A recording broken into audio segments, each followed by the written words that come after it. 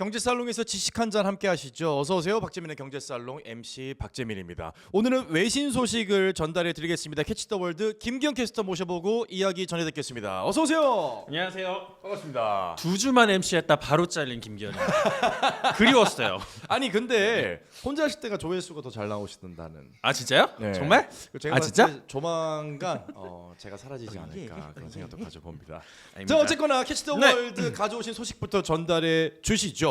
중국 시진핑 주석의 유럽 순방에 관한 외신 소식이 전달이 됐습니다. 이게 시진핑이 과연 유럽을 돌아다니는 게 타이밍하냐, 정말 좋은 타이밍이었냐 아니었냐는 중국 내외로 갈려요. 아 그래서 그렇군요. 일단은 가디언 보시면 시진핑이 지금 프랑스에 도착을 했죠. 프랑스의 영부인과 함께 도착을 했는데 지금 우크라이나 이슈 그리고 EU Trade Row at Top of Agenda라고 나와 있죠. 그래서 EU와 지금 무역 전쟁을 하냐 마냐 약간 그런 상태라서 그 두 가지가 가장 큰 에젠다라고 하고 있고요. 또 그리고 프랑스는 2019년 이후에 처음 방문을 했고 또 그 다음에는 세르비아와 헝가리로 가고 있었는데요.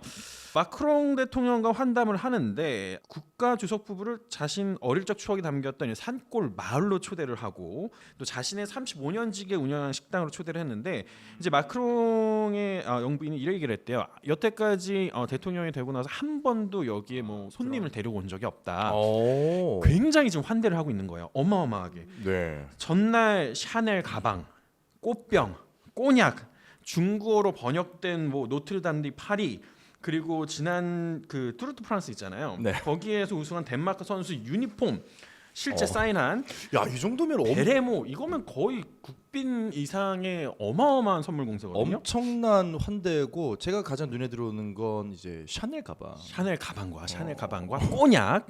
그러네요. 대단하네요. 그리고 저는 그 35년 지기가 운영하는 식당으로 굳이 이제 얘기를 한 거잖아요. 여기 그렇죠. 내 친구가 35년 지기입니다. 맞아요. 그러니까 그 뭐 굳이 얘기 안 해도 되는 걸 얘기할 정도로 그러니까 잘 보여야 된다는 느낌이 좀 드네요. 그렇죠. 그러니까 뭔가 확실히 중국한테 원하는 게 있는 거죠. 그렇죠. 중국한테 뭐 투자를 받든 잘 보이려고 하는 느낌이 확 드는데. 사실 그런 게 있어요. 그 서방 국가에서 유일하게 이제 프랑스만 중국에게 좀 꽤 친밀감을 보이고 있거든요. 네. 그래서 시진핑도 거기 화답을 하고 있고 또 이제 VOA 보면은 VOA에서 이런 얘기를 합니다. 중국 China tests European unity through Xi Jinping's trip. 시진핑을 통해서 유럽의 유대감을 지금 시험하고 있다. 그래서 유럽 내 지금 단결력이 결여되어 있는 걸 확인했고 또 중국은 유럽에 얼마나 단합하고 있는지 지금 확인을 하려고 하고 있다. 뭐 이렇게 표현을 했고요. 네. 파이낸셜 타임즈도 보면 이제 뭐 홈이 하면은 우선은 뭐 당근이라는 뜻이고 hardball은 채찍 이렇게 해석을 하시면 될 텐데 시진핑 visits Europe to avert trade war. 그래서 결국에는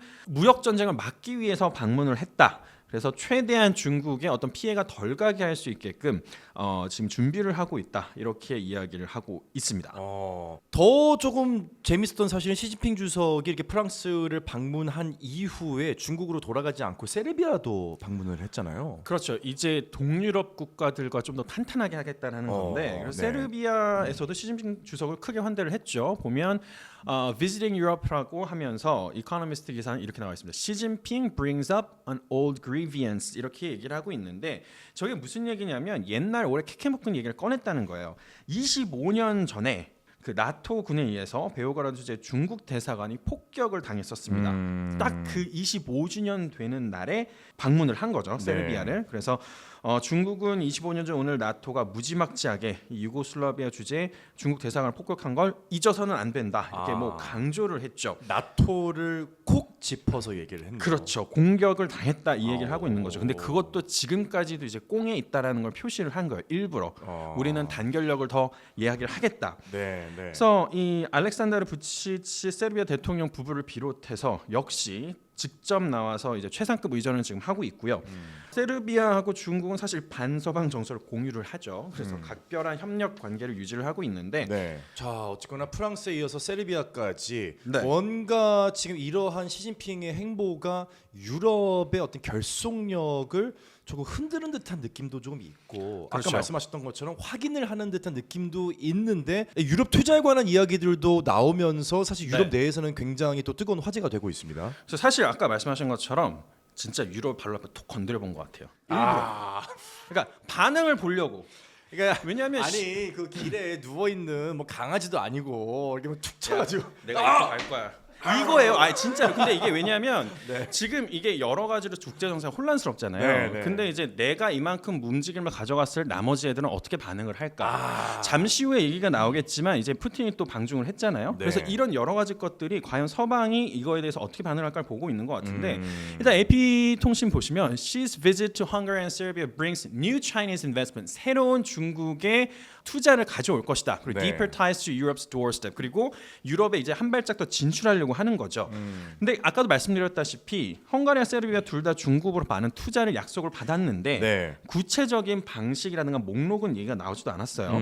그래서 시 주석과 이제 빅토르 오르반 헝가리 총리가 부다페스트에서 이런 얘기를 합니다. 양국은 이 전천후 포괄적 전략 동반자 관계가 될 것이다. 네. 근데 이 전천후 포괄적 전략 동반자라는 거는 중국에서도 정말 몇몇 극소수 국가들과 맺은 이 최고 수준의 외교 관계예요. 그렇죠. 그래서 뭐 가장 최상위에 가깝다고 봐야죠. 파키스탄, 벨로루스, 베네수엘라 그리고 당연히 러시아 뭐 네. 이렇게 있는 건데 헝가리하고는 에너지와 인프라에서 이제 16개에서 8개 분야에서 협정을 체결하고 뭐 원자력, 에너지, 자동차 산업. 근데 제일 중요한 건 이겁니다. 철도와 도로 인프라 건설.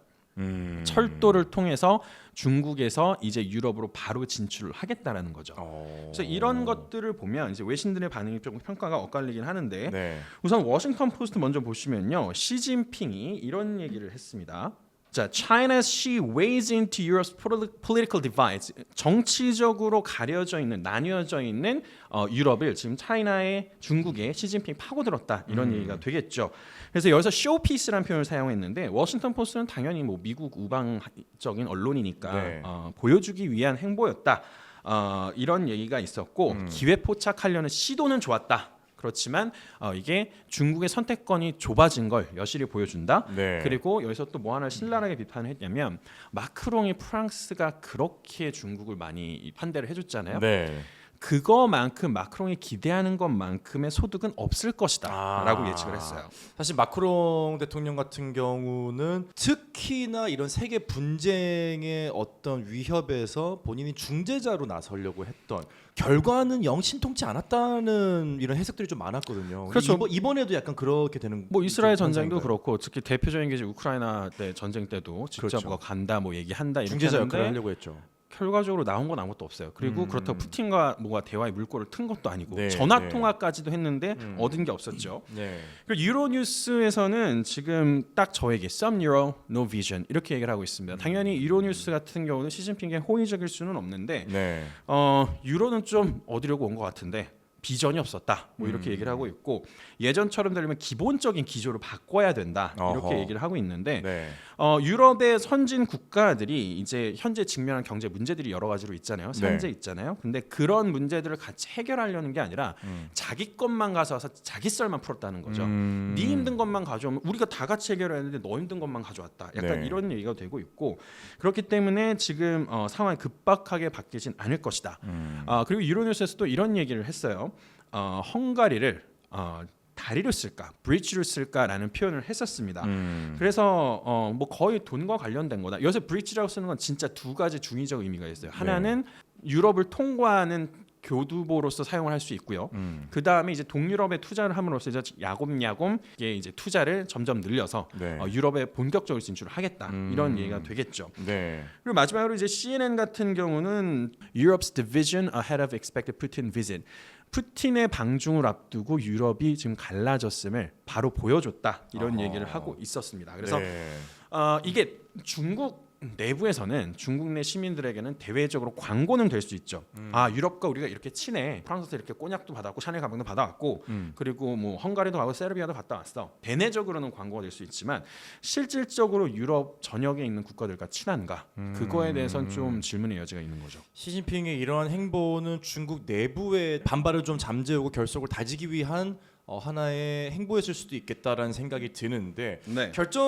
결정타를 날렸던 것은 5월 16일부터죠. 베이징에서 러시아 푸틴 대통령과 만났습니다. 이게 화제가 됐는데 어떤 이야기들이 좀 오고 간 걸로 나오고 있나요? BBC 같은 경우를 보면요. 먼저 BBC는 이 얘기를 했습니다. 중국과 러시아 관계 중에서 시진핑이 푸틴을 위해서 준비한 건 무엇일까? 뭐 이런 얘기가 나왔었고요. 어쨌든 네. 전쟁은 지속되고 있고 둘이 뭔가 관계를 더 돈독히 하기 위한 거였잖아요. 그렇죠. 그다음에 Putin gets red carpet welcome from Xi Jinping in China. 그래서 중국에서 이 레드 카펫 대우를 받았다. 이제 CNN도 이렇게 평가를 했는데 미국 주도의 세계 질서 유지는 반대한다. 네. 얘기를 했고요. 그리고 우리나라에 좀 영향이 있을 수 있는 건 이 얘기를 했어요. 미국과 동맹국들이 북한을 상대로 군사적 도발하는 행동에 반대한다. 그러니까 이게 바꿔 얘기하면 왜 우리나라에서 한미연합군 훈련하고 한미일 공조하고 뭐 이런 것들이 있잖아요. 네. 그게 어쨌든 중국 입장에서는 왜 우리 앞마당에서 그러고 있어 이런 얘기가 될 수 있거든요. 네. 그래서 지금 보면 그 동북 쪽의 나라들이 지금 합심을 하고 있는 거죠. 그래서 거의 다 동유럽까지 가게 되면 진짜 옛날 구소련 미국의 제 그 냉전 시대처럼 지금 약간 전 세계도 그렇게 반으로 나뉘어지고 있는 모양새로 보이거든요. 네. 그래서 조금 우려가 되는 모습이긴 합니다.